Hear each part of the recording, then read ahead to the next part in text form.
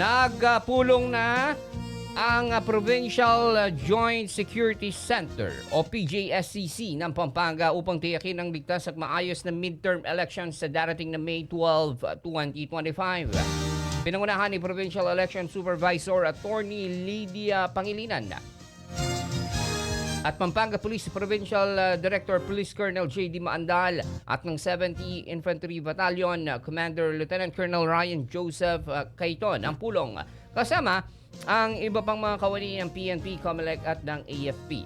Tinalakay yung sitwasyon ng kapayapaan sa probinsya at mga contingency plans laban sa sunog, lindol at updates kaugnay ng local absentee voting. Ayon kay Di Maandal, mahalaga ang pagkakaisa upang mapanatili ang integridad at kapayapaan para sa darating na halalan.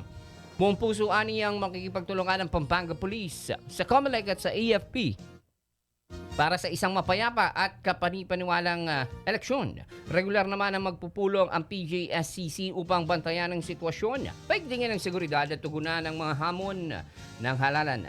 Layunin ng Pampanga na maging maayos at mapayapang eleksyon sa pamamagitan ng matatag na kooperasyon ng mga ahensya at komunidad.